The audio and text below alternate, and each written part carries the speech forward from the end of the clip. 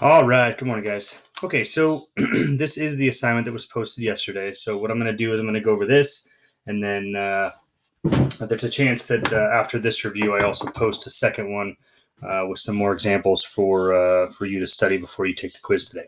Okay, so it's talking about a study of elite distance runners found a mean body weight of 63.1. So notation wise, again, remember mean we said is 63.1, and it said a standard deviation was 4.8. Okay, so again, this is your mean, and this is your standard deviation. Okay, all right, so what it says is assuming that the distributions are approximately normal. So remember, in this section, what we did is we now know something particular when it says the word normal. Make an accurate sketch with the horizontal axis marked in kilograms. Okay, so what we do is we draw our normal curve. So it's a density curve where the mean goes right in the middle. So the mean would be 63.1. And then what we're going to do is we're going to go out 3 standard deviations. 1, 2, 3 to the right, and 1, 2, 3 to the left. Okay. And what you do is you take your mean, which is 63.1, and you add your standard deviation, which is 4.8, and you get 67.9. And if I add another 4.8, you get 72.7, and add another 4.8, and I get 77.5. Now, if I go the other way, make this, there you go. You start with 63.1 and you subtract 4.8, you get down to 58.3. So this is 58.3. Subtract another 4.8, 53.5. Another 4.8, all the way down to 48.7. Okay. And so real straightforward, it tells us our mean, our standard deviation, so we can do this rough sketch of what's going on. Okay, so now let's use this 68, 95, 97 rule, which tells you again how much of the data falls 1, 2, and 3 standard deviations away to find the weight between 48.7 and 67.9. Well, here's 48.7 and here's 67.9. So if I do another sketch, right, my 67.9 is right there, and 48.7 is way down here. Okay, and then this, remember, is your mean. Okay, so you just have to do some basic math with this 68, 95, 99, 7. This is 1 standard deviation away, but it's only half of the 68 because, again, 1 standard deviation in both directions captures the entire 68. So this little guy here is 34%. Okay, that's just this side. Now, to find this side, this is 3 standard deviations away, but it's only half, right? And so right here, this would capture 99.7% if it was both sides 3 different standard deviations away, but it's only, again, half, so you have to divide that by 2. So 99.7 divided by 2 gets you 49.85%. Okay, so your answer is equal to 49.85% plus, right, because it's both of them, 34%, which equals 83.85%. Okay. So using that basic rule, we know that roughly 84%, 83.85% of the runner's body weights lie between here and here. Okay. All right, so what proportion have body weights below 60? Okay, so now we've got a problem, right? And we talked about this in the lessons.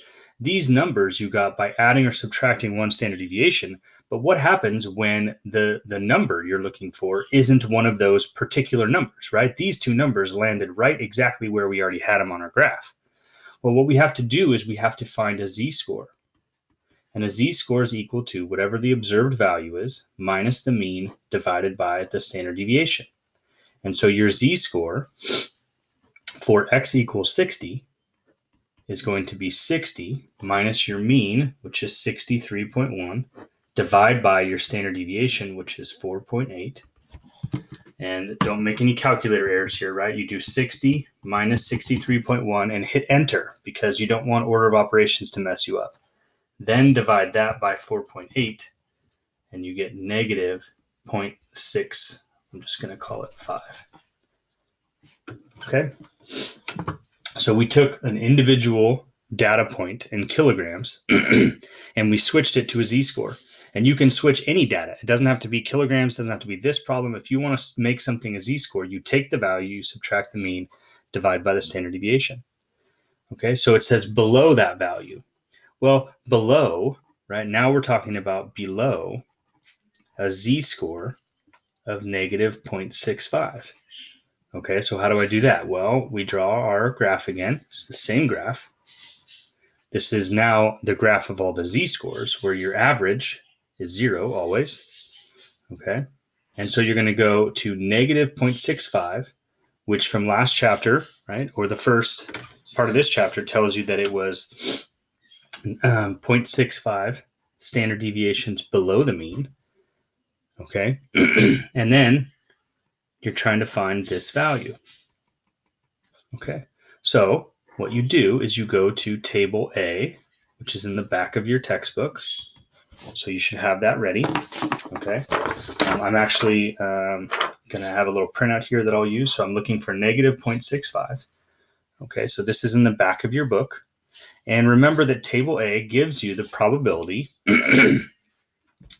of what's to the left of that z-score, right? Always the left. This table always does left.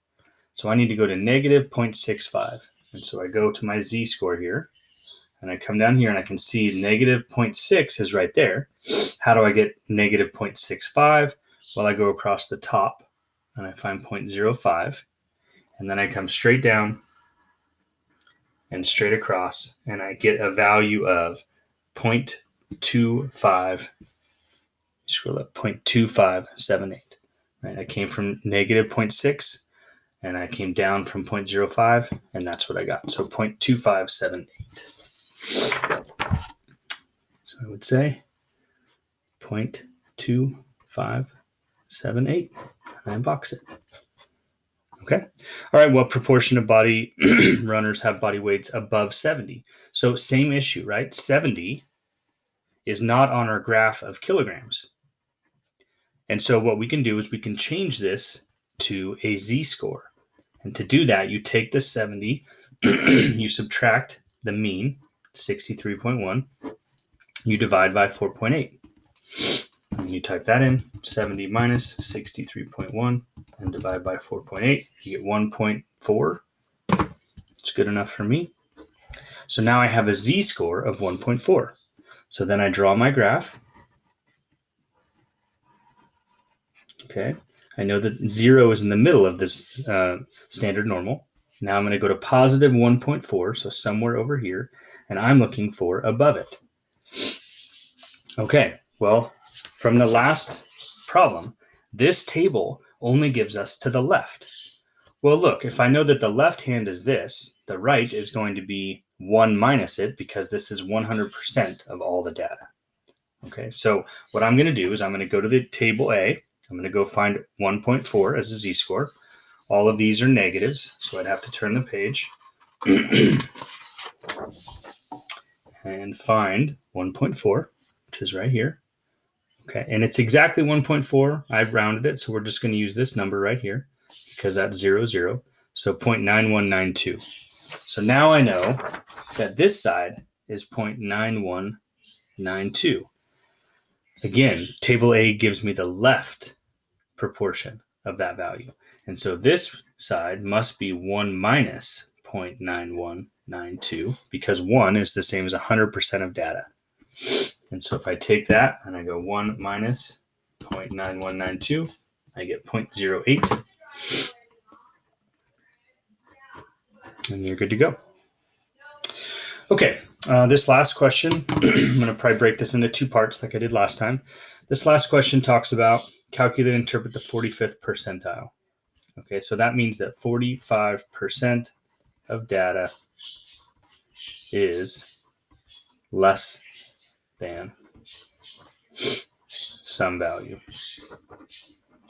right? That's the interpretation of what that means. Okay. And so let's draw a picture. Well, I'm looking for 45% of the data. Well, the middle would be half, right? So it's going to be somewhere right about here. Okay. And I want that to be 45% is the same as 0.45. Okay. And so look, you guys, we have table A, which gives us the probability to the left of some z-score.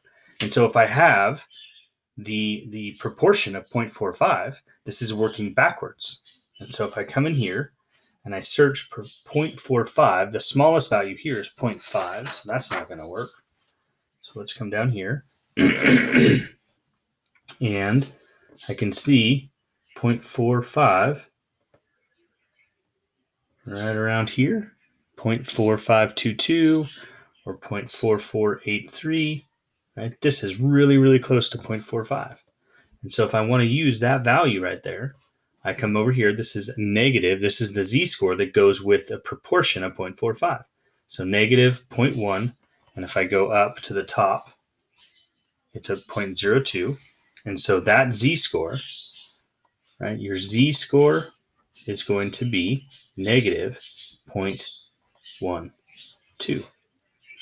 Because, again, that is the proportion that we're looking for underneath the graph. So we're working backwards. So you got a z-score of negative 0.12.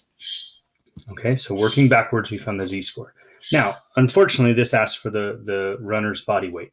And so we have to do a little bit more math. It's not hard. We have, again, remember, z equals the observed value minus the mean divided by the standard deviation. Well, I have three of these numbers. I have that is negative 0.12. My mean is 63.1. And my standard deviation is 4.8.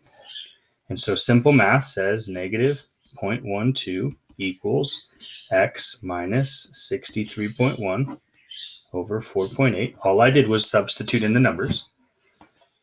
To get rid of this 4.8, we're going to multiply by 4.8. Okay, and so my left-hand side becomes 4.8 times negative 0.12 gives me negative 0.576. Over here, these guys canceled, so I just have x minus 63.1. And so when I add 63.1 to both sides, those go away, and I get my final answer of plus 63.1. Right, I just took my answer, added 63.1, and I got 62.5 kilograms. Okay, so that was a work backwards problem. Okay, so let me summarize this first page, and then I will come back and do another problem for you. And then you can watch that as many times as you need, and I'll give you some more hints on the next video about what's going to be on the quiz. Okay, so we started off with a mean standard deviation. Mean goes in the middle, one standard deviation away from it. You add those values to get your 68, 95, 99, 7 rule. Use those to find random percentages between things. Then, if the number you're looking for isn't on your chart, you have to change it to a z-score and use table A.